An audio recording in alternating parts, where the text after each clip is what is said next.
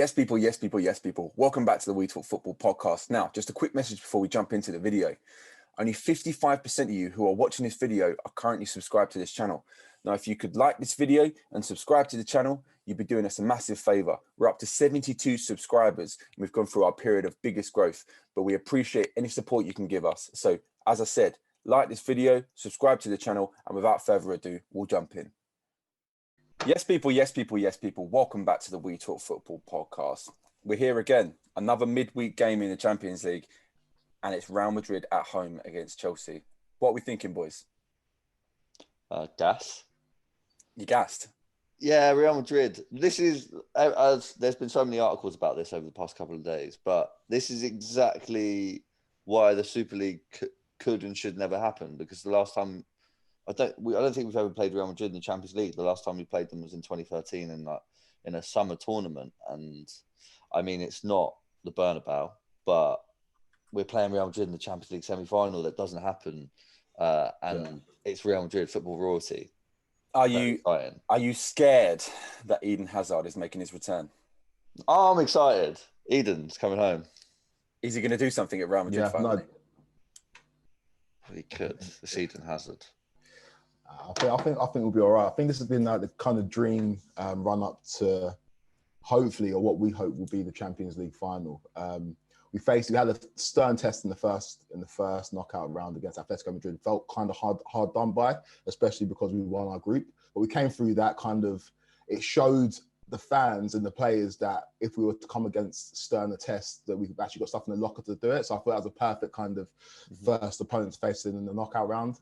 And then Porto, when we got drawn against Porto, everybody's ecstatic because that was probably the easiest draw of the quarterfinals. And I feel like Real Madrid, out of all the teams left in the competition, this is the team you want to draw. They're Real Madrid in reputation, and the La Liga is very tight at the top of it. But I think Chelsea can go into this game with a lot of confidence, especially with our results against big teams since Thomas Tuchel's taken over. 100. So we should. I'm going into this game fairly confident. I'm not as overconfident as I was in the tie against Porto, but we've got to be hopeful, especially because last week we were a week removed from us beating Man City in the semi-final of the FA Cup, and they are, in my opinion, the best footballing team in the world. So I'm pretty confident. How confident? Sorry to interrupt you, but how confident? Let's put a score on it. Let's go score predictions early on. How confident are you? Go on, man. Oh, I think, to be honest, this is just going to sound awful, but it is what it is. I think we're going to win 1-0, as we do. That's the Chelsea performance after the weekend. I think that if we are to go to the Champions League final and potentially win it, it's going to be the way we've been playing for the second half of the season, which may not be the most entertaining in the world, but it's comfortable. I feel for a long time I don't know if this was to do with Kepa or just the general, the way our midfield was just getting absolutely flooded on transitions, or how the high press wasn't working at all and the defence was just a bit all over the show. We were conceding so much. Football felt like basketball to me for a little bit, and it was killing me. Now I don't have that feeling anymore. When there's, if someone's transitioning into our half, I feel very, very comfortable with the 6-6 pivot and the 3 centre backs. And like Christensen, been, as you like to say, Jay, imperious the second half of the season. He's been brilliant. I'm really confident in whatever 3 centre backs start, and it's just a case of whether Real Madrid and aka Kroos, Modric, and Casemiro boss the midfield completely. Because if they do, then that's a problem. But I'm feeling confident. So a confident 1-0. How about you, Craig? Yeah. How about you, Craig? I don't know if I'm lagging or not. I probably am. I am always. I am predicting. I'm actually predicting a 1-1 draw in this game. I feel like we're gonna go through, but I feel it's gonna be tough in Spain to get a win. If we do get a win, obviously I'll be ecstatic. But I do think it's gonna be a 1-1 draw, and I think we'll take it back to the bridge and. Right, people, I don't know if you guys can still hear Kwaku, but we are working. But again, like Louis touched it too. I don't know if I'm lagging.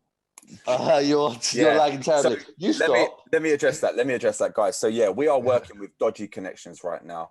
Dodgy people all over the gaff. Kwaku's been waiting for internet for 10 weeks. So we're trying, people. We're trying, but just give us the benefit of the doubt. It's just Zoom calls are the normality for now. While we can't do the in-person videos, we have just released an in-person video.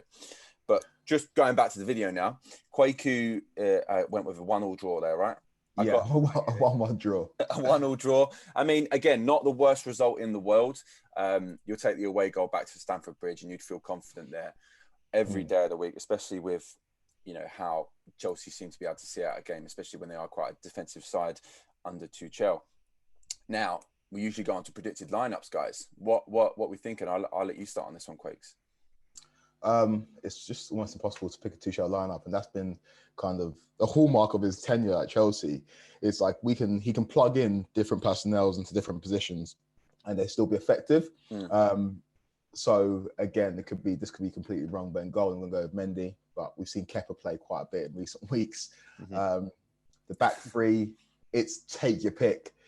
We saw Thiago Silva play with Christensen in the back three that I thought we'd never see, because I thought they were both very suited to playing down the middle. So we could see both of them play, but I feel like for a game against Real Madrid, I think you go Christensen over Thiago Silva. I love Thiago Silva. I think you go Christensen. Wow. I think you go Azpilicueta, and I think you go Rudiger.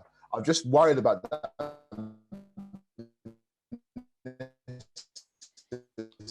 I don't know what Mr. Lag's worried about, to be honest. I saw it against and but he's back. Yeah, he's back. I think sort of going off of the back of what Craig was saying, with Tuchel, you don't know what he's going to be doing. I mean, we saw Azpilicueta play wing back the weekend, which I never thought I'd see again in my life.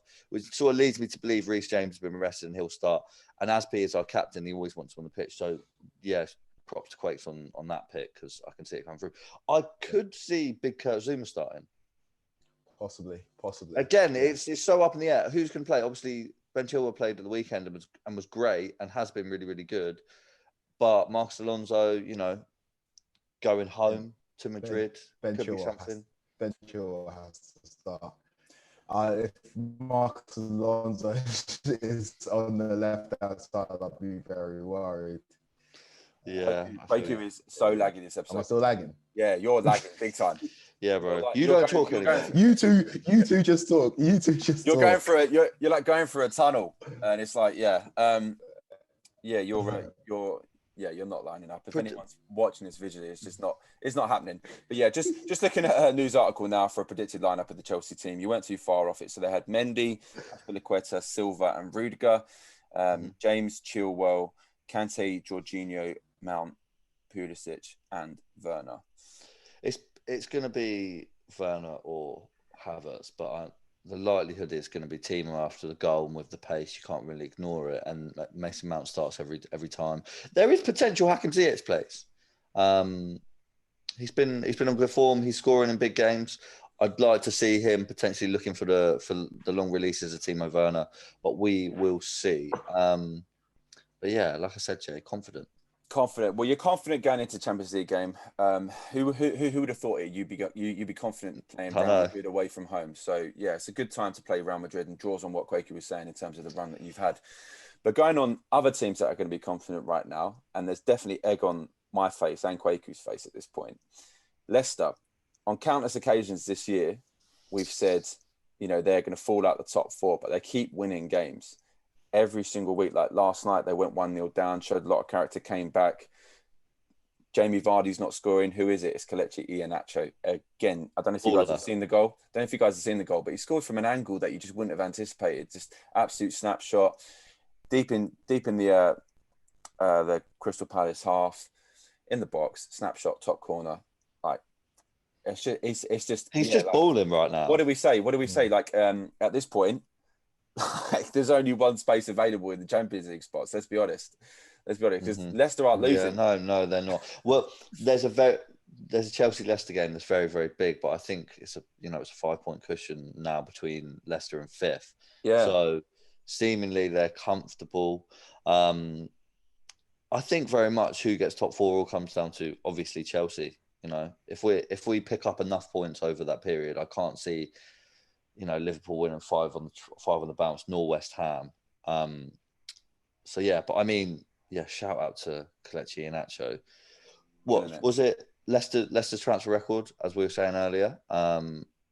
Hey, the scouting department is on point there. They don't get it wrong. They're jokes. Like Leicester are actually a joke in terms of their ability to offload players and bring in players that just fill a gap.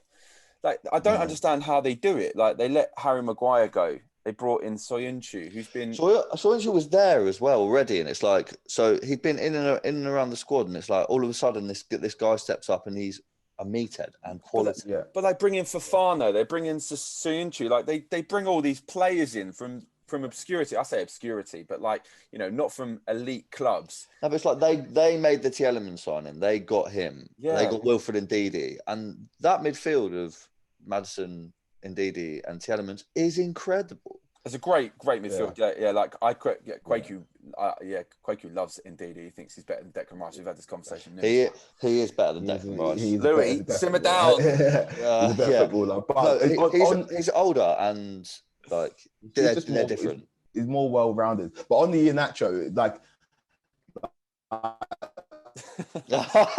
as soon as he started, it's not just been the amount of goals he scored. And it stopped. I stopped lagging. Yeah, stopped like easily. You went go back to Iheanacho. Anyway, before it starts lagging again, on the Iheanacho, it's not just the amount of goals he's scoring; it's the level of goals he's scoring in terms of like the quality of the goals. Like, it's not just like tap-ins. He is banging it. He's absolutely banging it. And showing the form that he had when he was at Man City, and the reason why Leicester spent all that money to bring him in. He's only 24 years old. It's like, I think we put shut up. We put all these pressures on players to do things, you know, before the age of whatever. Like, we're looking at Kylian Mbappe. I mean, I'm not comparing the two, but it's like that's become the gold standard for all young footballers. It's like, if you're not doing that, then really it's not worth conversation. But it's like, you know, he's found his feet in the Premier League, a really quality team, and absolutely balling. Love to see it. Well, look where Sadio Mane like came into form in terms of becoming a world-class player. World class? Like 25, 26. Oh, don't Louis. People's prime. World class. Sadio Mane, yeah. Easily world class. He has been world class for world class for the last couple of seasons. He has been world class. That's what I'm saying. He ain't been world class this year whatsoever. Yeah. For 2 seasons, he was world class. Yeah. Oh, not this year, but he was. No, I'm just digging. Moving forward as well, I think. I mean, Leicester's really it's theirs to drop. That Chelsea Leicester game is going to be potentially a really interesting one. I don't know if it'll be exciting because it's Chelsea, but it is what it is. We've also waxed lyrical about the Chelsea running as well. You've got multiple games that are big as well. Obviously, you've still got to play Arsenal. You never know what team you're going to play at Arsenal. You'd expect to beat them because Arsenal, again, as I've said numerous times on this channel, are a bunch of mugs. But you've also played City and Leicester. Do you know what I mean? 100%. But an Arsenal that might potentially have a little bit of goodwill around them. Finally, let's see. Yeah, possibly. We should beat Arsenal. Yeah, you go into games expecting to beat Arsenal. Like, okay, look. Without diving into the Arsenal rabbit hole, this isn't the Invincibles. This isn't the Arsenal of 15 years ago. Come on, this is Arsenal with Callum Chambers. This is Arsenal that needs a new owner, and potentially might get one. Seemingly. Yeah. Potentially. I mean, well, that's a good insight into the next video that's dropping on this channel, guys. So in the next couple of days, we're going to bring an Arsenal fan on. We're going to talk a lot about the potential takeovers and all the stories surrounding Arsenal right now. But in the meantime, Kwaku, let's try and get through this without lagging. Where can they find us? I reckon we should give Louis a try on this one. Oh, Jesus. Go on, Louis. Go on, Louis. Yes, people. You can find... Bro, I don't know where you can find us. On Instagram, on YouTube, on TikTok. We talk football. Yeah. Follow, subscribe, like, do all them things. That was delicious, Louis. You've killed that, mate. But yeah, as I said, guys, I think we're We Talk Football on all the socials apart from Twitter. On Twitter, someone's got our handle. We are still going for it, but we're WTF Podcast 90 on Twitter for now. In the meantime, like all our shit, subscribe to all of our shit, find us on all the socials, and just show your mum. Do you know what I mean? Cheers, guys. That's it. Catch you later.